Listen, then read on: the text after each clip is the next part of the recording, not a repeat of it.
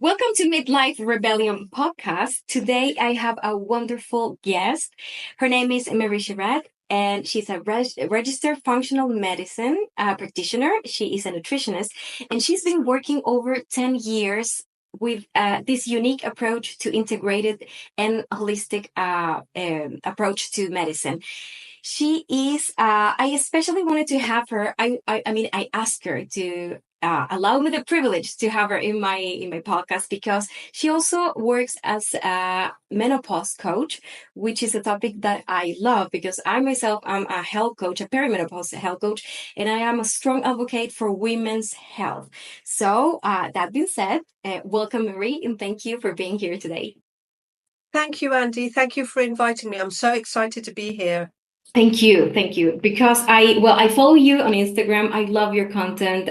You have so much experience. So I'm sure that today, myself and everyone who hears this episode are going to get so much value out of you. I want to start asking you, what was your interest, or what motivated you to learn about functional medicine? Okay, so many people know me as a health freak. But it was completely the opposite at one time. So about 20, 30 years ago, I was actually a bulimic. I suffered from bulimia and I had addictions to ultra processed food. I was a junk food addict, and I don't use the word addict lightly because I literally was. And because of that, I was so unwell, and I was unwell for actually nearly 15 years. I didn't know how to get myself better because unfortunately the things that my doctor was giving me was making me feel worse, and I was going downhill rapidly.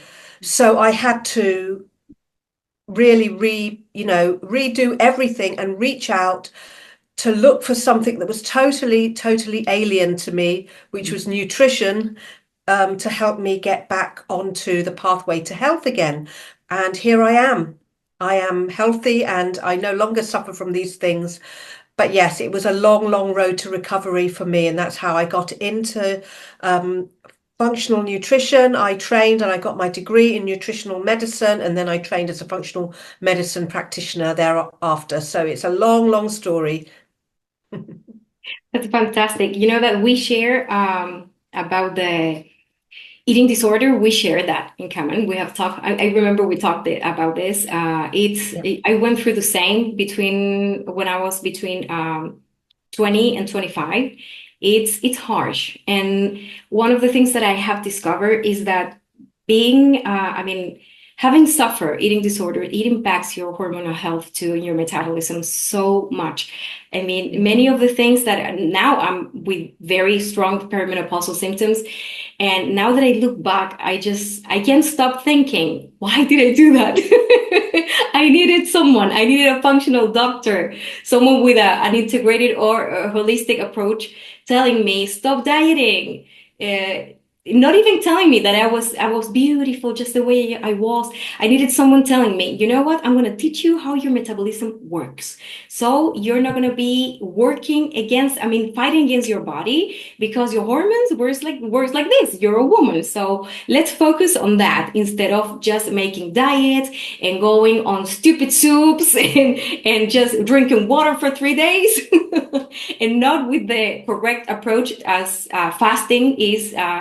What the fasting professionals are teaching, because that's another thing. I remember I didn't eat because I just didn't eat. I wasn't even hydrating properly, so it wasn't correctly done, you know. So, Yeah. and then, but you focus on functional medicine, and then now you're working as a menopause coach. Do you have any special motivation where you wanted to work with women? Yeah, there is so much misunderstanding around hormones. And unfortunately, on social media, we have a lot of experts talking about estrogen and HRT, which are all very important. And I'm not dismissing that, very important. However, they're just concentrating on one hormone. So for hormones to be balanced in midlife, for us to feel great, we have to take into consideration so many other hormones too, and so many other aspects of health. So this is just one piece of the puzzle. I mean, I like to use analogies to explain things. So imagine juggling with six balls. Okay, so we have a ball called estrogen, we have one called progesterone, one testosterone, thyroid hormone, insulin, and cortisol. So we have six balls. But if we drop one of those balls, Andy, then the whole balancing act is upset. So we lose that balance. So it's so important to concentrate and look at the whole big picture. But the reason I concentrate on cortisol is because really that is the first domino that tends to topple for women. And if we can control cortisol, some of these other hormones can come back into balance quite nicely. So that's why cortisol is at the top of my list when it comes to balancing hormones. I want you to talk to me about cortisol because what you're saying is extremely important. Actually, when I started having my strong symptoms of perimenopause this year, one of the things that I discovered is that as the ovaries go into retirement, I Mhm. discovered that the adrenal glands put on the cape of superheroes and start helping the ovaries. Mm. And then I realized I actually had I started to develop it's some sort of edema in my legs. It was like cellulite, but really, really, really ugly. Like it wasn't anymore like, oh, I have cellulite and I don't like it. It looks ugly. It's like my Mm. legs are swelling and they were full of water, and I that's why I got a vibrating platform, and I learned how to massage myself, and I started working with my lymphatic system because that's the problem. And then I discovered that the adrenals are Mm. the cortisol affects the adrenals, who are already stressed because of this extra work they are doing along with the ovaries. So and then I discovered, and I said, women need to know that we need to do something about our stress levels, and we need to know how important is cortisol and the importance to manage stress levels. So I wanted to dive deep into how cortisol, the stress hormone, disrupts hormonal balance during menopause. Your symptoms sound like you were estrogen dominant, Andy, Yeah. because um, as we come into perimenopause, the hormone progesterone, which balances estrogen, that tends to decline at a faster rate than estrogen. So immediately as we go into perimenopause, many women are already estrogen dominant.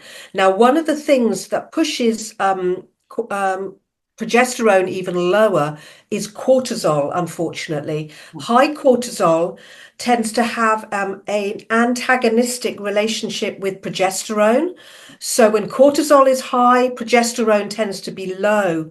But we don't want progesterone low because progesterone is so important for collagen synthesis. It's very important for keeping us calm, keeping us happy. It's known as the pretty hormone or the happy hormone. So it has many nicknames, but we can't afford for that to be low. But unfortunately, when we do have high cortisol, progesterone will be affected, and that's when we get these estrogen dominant type symptoms like heavy painful periods, cellulite, bloating, holding on to water, edema. All these are very, very classic estrogen dominant symptoms. So having cortisol balanced is key to actually balancing the rest of the hormonal system. Mhm. And what would be some recommendations that you would give to one of your patients, for example, to manage cortisol levels? Okay, so I mean, we live in a modern world. Okay, cortisol is a very, very important hormone. Very important. It keeps us safe. It's the hormone that regulates blood sugar. But unfortunately, when we're secreting cortisol all the time, which we're not meant to, is only meant to be there for, for fight flight when we really, really need it. I want you to think about our ancestors, cave woman. Imagine her running away from the saber-toothed tiger. Okay. Now, cortisol is going to keep her safe, make her run faster because she's in fight flight mode. Without it, she could be the tiger's next meal, so that's not good. Yeah. But once she's back in her cave, she's safe. Yeah. Okay. She then can relax, and along comes rest digest mode, which is the opposite of fight flight, and that's the healing mode. Unfortunately, in today's modern world, we are forever running away from that saber-toothed tiger. Okay, he or she is around every corner. He or she may even be in bed with us, or we confront them, these saber-toothed tigers, every day when we go to work, when we're out on the highway, when we are, when we're dealing with people, we are stressed. Our everyday lives are unfortunately controlled by cortisol and the stress hormone. And this, unfortunately, is not very good. So we need to live a lifestyle that really brings cortisol down, and that is one of the key things is the nutrition and the diet that we are on, because if we are eating foods that are known as ultra processed food, that's going to cause a lot of inflammation in our body. When Yeah. we're inflamed, we are secreting cortisol. Yeah. Okay. So, diet is one thing. And then also, we need to practice rest digest mode.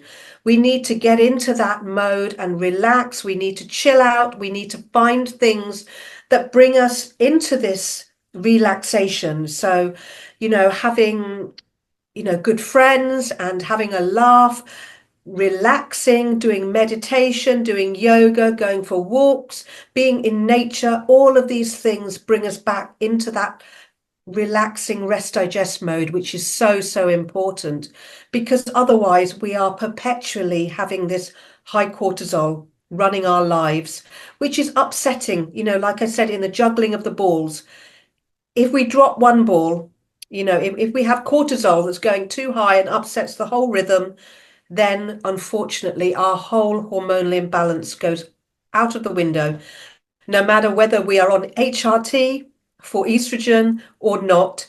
It's the whole balance is upset.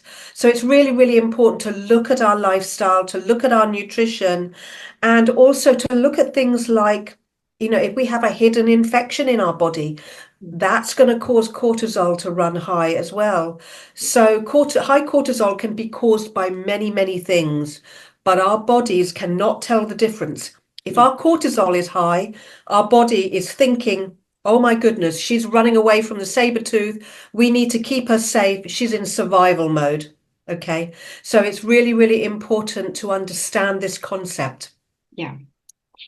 When Mm. you were talking about estrogen dominance, and I want to ask you a question about that because I actually discovered that I was suffering estrogen dominance when I'm 44 now. And so it was 4 years ago. I just turned 40, and I started to look, and actually it was around the year I got my certification at IIN as a health coach, and I found this. I think I'm not sure if she is a hormone health coach, but she is Magdalena Selacki. I don't know if you know her, and I don't. she wrote the book that was I don't remember the exact name of the book, but it was Eating for Hormonal Balance. I think that's the name of the book. And she got a test and everything in her website, and I did the test, and the results were your estrogen dominance, and everything made sense.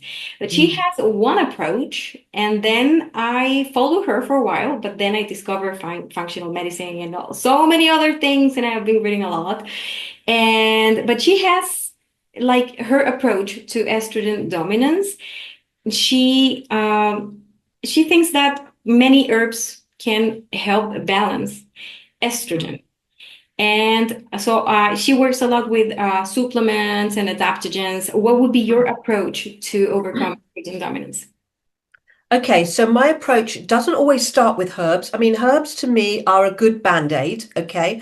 And one particular herb comes to mind is called Agnus castus. It's a chase tree berry. That's very, very good for lowering estrogen, and it helps because the estrogen is lowered, then it helps to bring up the progesterone naturally, okay? But I don't tend to use herbs. What I tend to do is I tend to look at gut health. I look at gut health to see how these hormones are being detoxified by the liver, and then eliminated via the bowel. Now, if we are not detoxifying or we're not eliminating properly, what happens is these hormones can get these hormone metabolites that are meant to be going out of our body can actually become reabsorbed back into our body, and that will cause mayhem because they will go to our estrogen receptors, they will go to our hormone receptors, and they will park themselves there, but they will cause a problem, okay? Because they're not hormones anymore. They are hormone metabolites, but they're acting like hormones. So quite often, this is the cause of estrogen dominance: poor gut health, a sluggish liver, okay? And a lot of that is caused by cortisol as well, because the gut can really feel the effects of elevated cortisol, and it will really show in the gut environment as inflammation. And when we know that the gut is 30 to 40 meters squared, that's a big area to have inflammation in. And when you're secreting that much cortisol, then unfortunately your hormones are not going to be balanced. And certainly for women in midlife, also from age 35 onwards, when progesterone starts getting low, you're going to be more at risk anyway of estrogen dominance to begin with. And then when we have high cortisol as well, that's just going to put another another, that's going to lower progesterone even more, because as I say, the relationship between progesterone and cortisol is antagonistic. So when cortisol is high, progesterone will be low, and we need it higher to balance estrogen. So that's the approach that I come from. I really try to address the root cause rather than just patch things up with herbs. And don't get me wrong, herbs are helpful, but it's very important to find the root cause. Yeah, great. I was thinking about what you said about the low progesterone because, yeah, cortisol tanks progesterone, and that is something that I could experience. The first part of this year, it was horrible because I started suffering panic attacks, horrible panic attacks. One time I ended up on the floor screaming, and I was inside of my body like, why can't I stop screaming? And my husband was like, well, finally, I went to a psychiatrist online. I took an online consultation with Dr. Amen's clinic because I said, I'm going to go because if there's something wrong with my brain, I want someone really specialized. I don't want any more drugs. I mean, I don't have anything against medication when we need it, but I have so much faith in human body, in the capacity of the body to regenerate. Cells are so powerful. So I believe that medication is necessary when the body really can't. But the problem is right now we are abusing of medication. So I went to this psychiatrist because here in my country, they're going to give me a drug like, lady, you are insane. Here you have something to calm your nerves. I didn't want that. So I got a consultation with this psychiatrist, and he looked at me, and the first thing he asked was, how old are you? And I was like, 43. Okay. Are you feeling different? I mean, yes. And I told him, I'm a perimenopause coach, and I know that I have symptoms, but this is insane. I said, I have panic attacks. I have heard about anxiety. I feel a little more anxious. I don't know, I'm moody, but this is so strange. I have never had these kind of attacks. And he said, okay, you know what we're going to do? I'm going to ask you to take GABA supplement, and I need you to take more time by yourself, like be very mindful with relaxation, let go of things that you don't need to do, get support, get time for yourself. If you need therapy to talk about, I don't know, anger, resentment that you are holding back from your childhood even, do it. But with the GABA and it was magnesium, and he gave me a little supplement of lithium. It was natural. Take this one just for 30 days and continue with GABA for 3 months.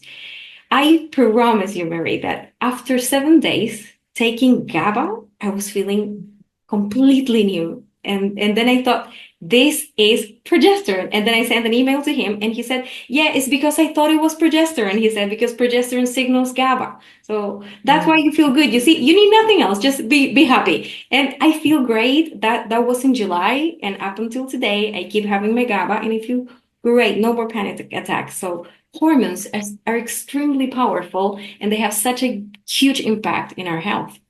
Yeah, that's wonderful, Andy. That's absolutely wonderful. Yeah, the connection between progesterone and GABA obviously helps women a lot.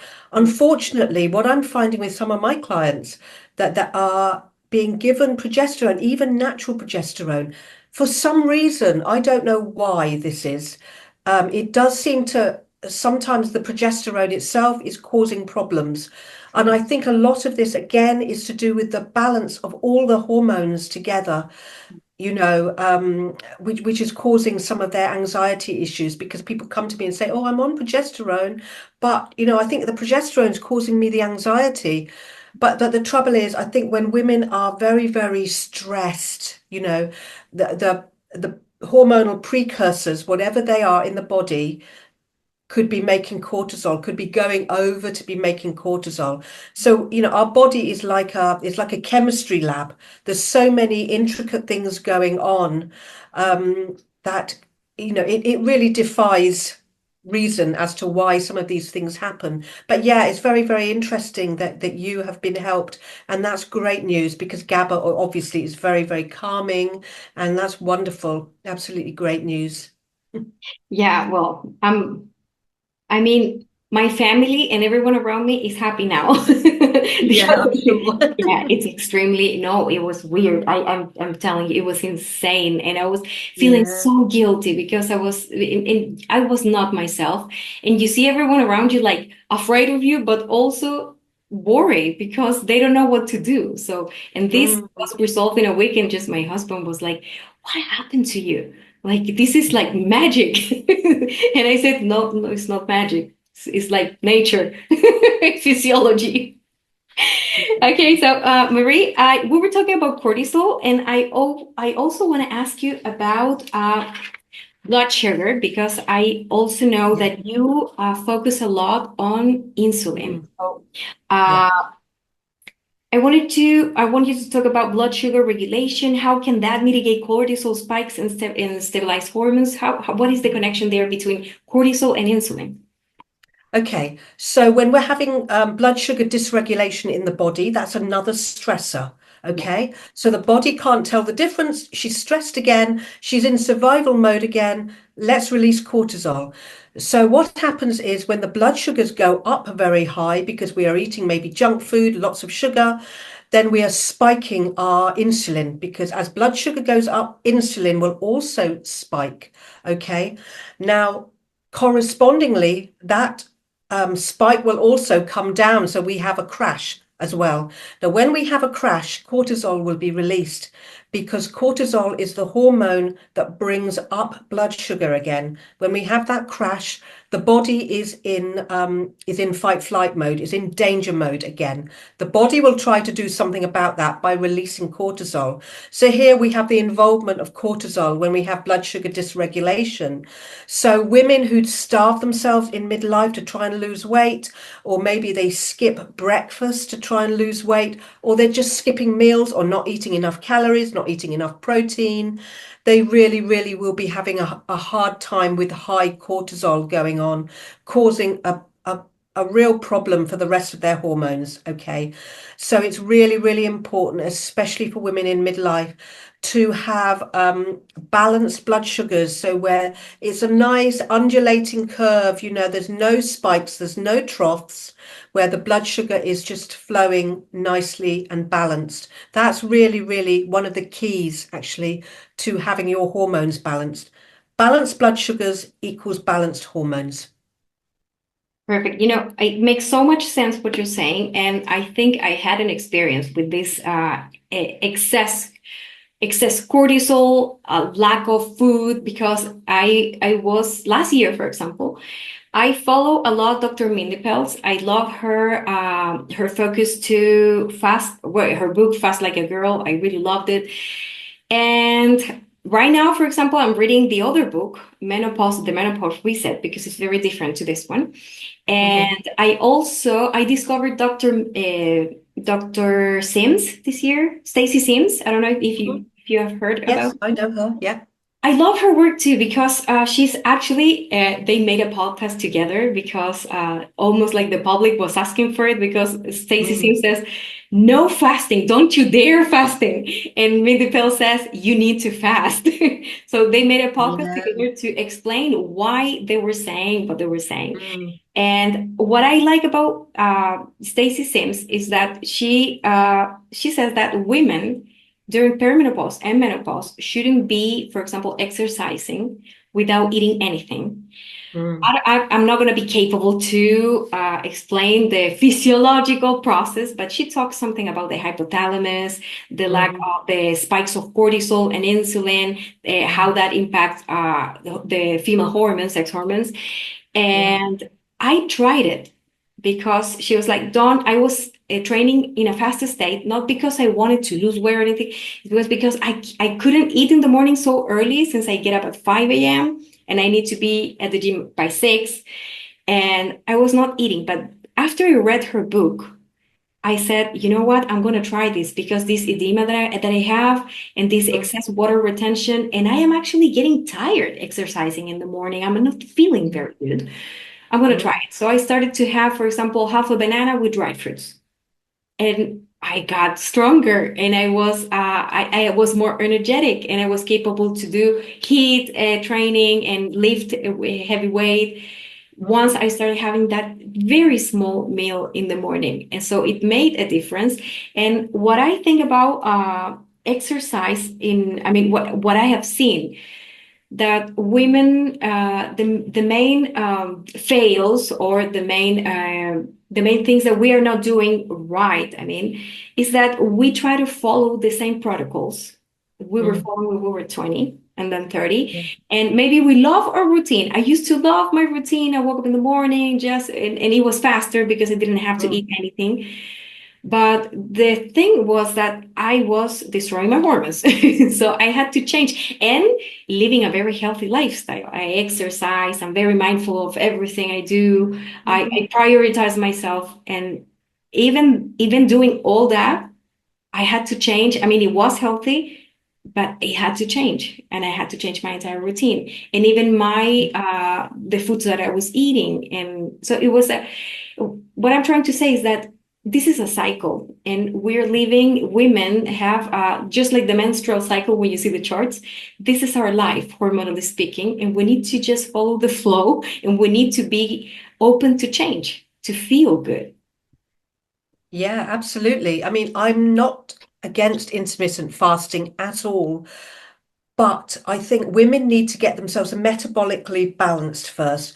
Now, women who are suffering from hormonal symptoms, they are suffering from menopausal symptoms or fatigue or mood issues and things like that, they're metabolically out of balance, unfortunately. And if they're going to fast whilst they're like that, they are putting their bodies under more stress Exactly. because unless you have your blood sugars naturally balanced, fasting really is not going to help you, especially missing breakfast in the morning.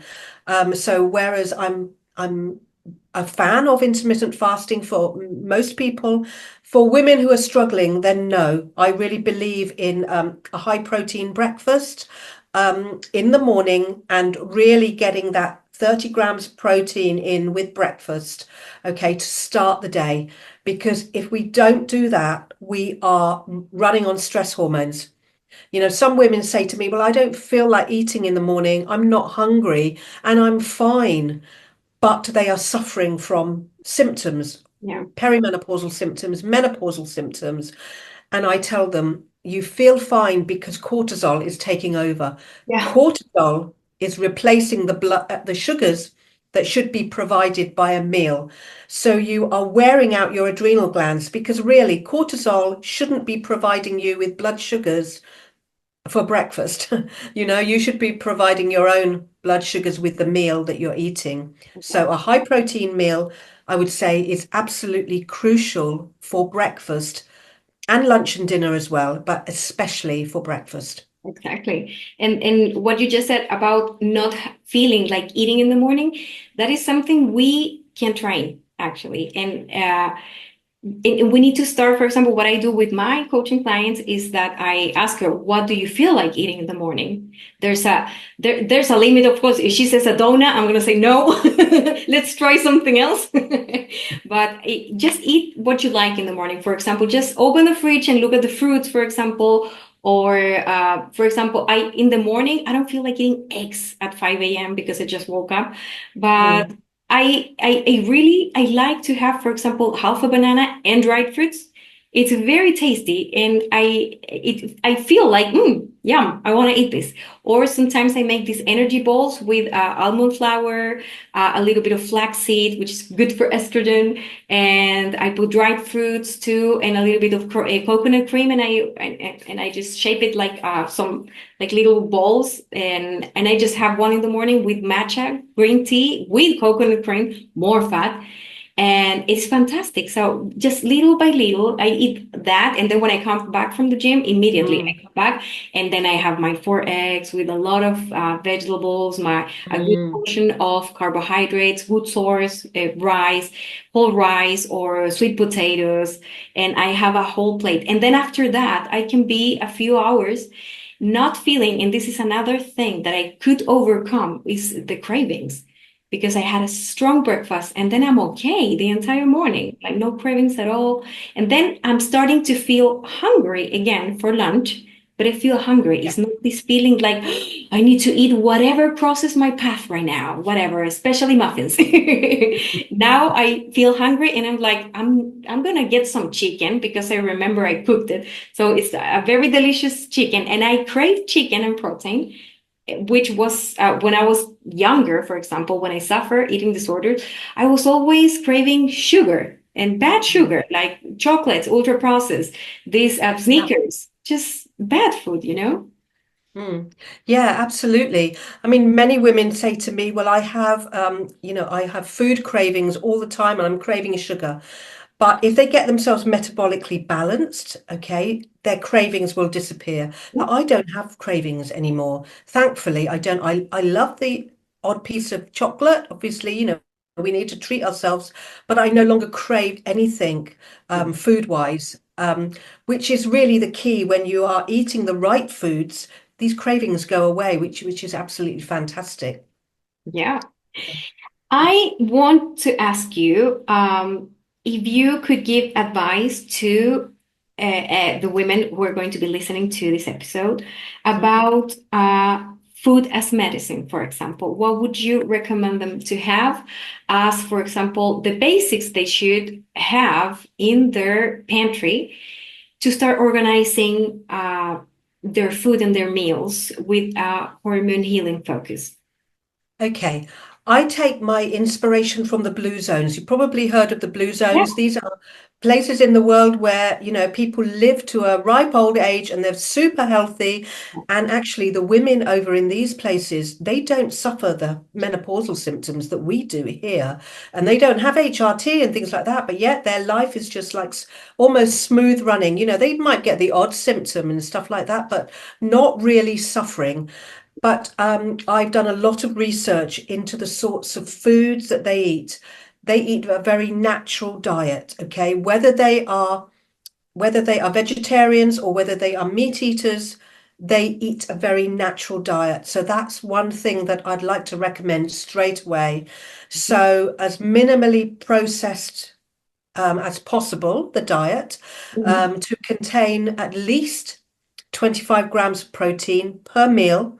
And that protein can obviously come from meat, it can come from eggs, it can come from fish, or it can come from pulses and beans, depending on your preference. Okay. And lots of vegetables to keep your gut health healthy and to protect your liver health and to encourage that elimination that I was talking about before, so that we get those old hormones out of your body. And when it comes to carbohydrates, I only recommend what we call complex carbohydrates. So these are the carbohydrates that have been minimally refined. So not white flour and cookies and cakes and muffins and things like that. but more like, things like brown rice, if you cook it properly, and whole grains, but keeping them to a minimum. Okay. If you have too many whole grains, then they turn into sugar when we eat them, even whole grains do. And then we're going to have problems with blood sugar. So if you imagine looking at a plate, half of the plate should be vegetables, a quarter of the plate should be protein and healthy fats. That's something I haven't mentioned yet. Yeah. Okay, healthy fats are so important, so important. Omit the seed oils. Now, there's a lot of controversy here about seed oils. Yeah. A lot of people saying that they're healthy, the oils in the plastic bottles, see-through plastic bottles in your supermarket, they are not healthy, unfortunately. But there is an industry that depends on them, and they propagate this information which isn't quite true because they want to sell their Yeah. stuff. Okay. Um, Oils that are healthy are extra virgin olive oil, avocado oil, coconut oil, extra virgin, of course, butter in moderation, and things like ghee. They are Okay. healthy. They are healthy fats, and we're absolutely fine with them. And avocados, of course, and they are very, very good to combine with our meal. So as we look at our plate, a quarter of the plate should be meat or protein source of some sort with healthy fats. Another quarter should be whole grains, and half the plate should be vegetables of various colors for our gut health and for antioxidants and for good sources of carbohydrate. So that's what my recommendation is, but also to start the day with a really, really high protein breakfast. Make sure you hydrate throughout the day, not just with water, but with a little sea salt, a little Celtic sea salt, or some unrefined sea salt added to the water for our electrolytes. Electrolytes are very important to keep our hydration balanced. So Yeah. they are my tips. Yeah, exactly. Those are great tips, and I'm so proud of myself because I follow all your tips. My Excellent. my plate looks exactly as you describe it, and I always actually I'm having water. I fill my bottle with water with salt, with a little bit of salt, and I have it right next to me. And I every day I try to have two. This is like 800 cc's, and I try to have two of those plus dandelion tea and some calming tea, more like closer to 7 p.m. because of the kids. So it gives me calm. It makes me feel more zen. The end of the day is always hard for moms who have little kids. So and so Yeah. I have my application also that I always encourage women to have an application where they can follow the menstrual cycle. And also this application, mine for example, contain a water.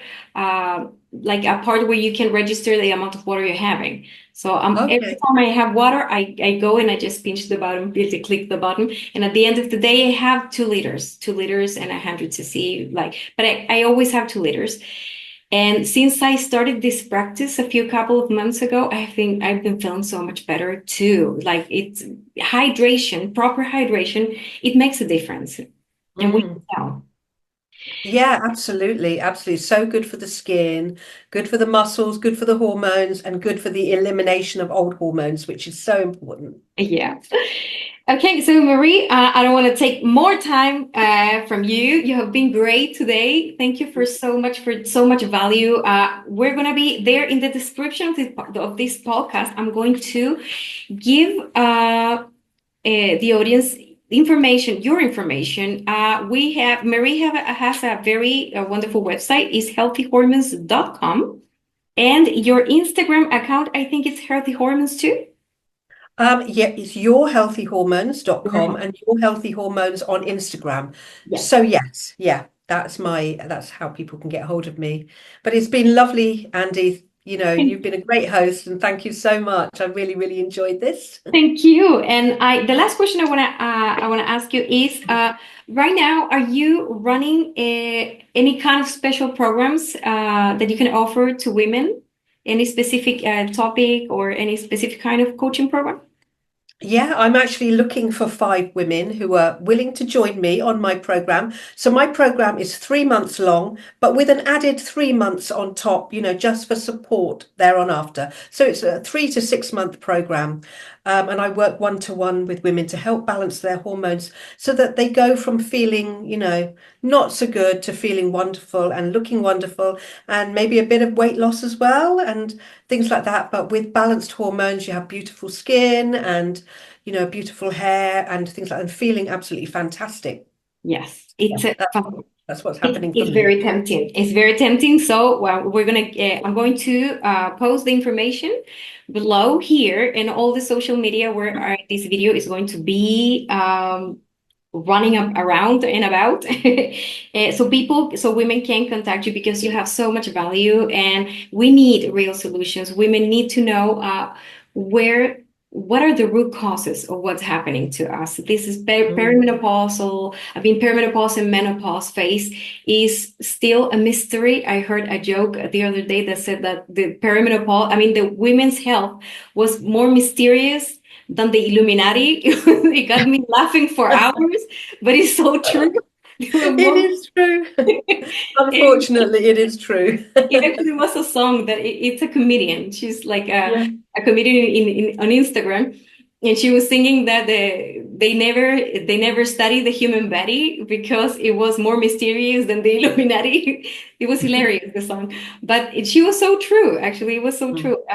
So if they don't know, I mean, if the medical system don't know, how can we know? So we need people like Mm. you. We need people talking about hormonal health. We need people teaching us so we can understand ourselves and we can actually know what's happening to us. And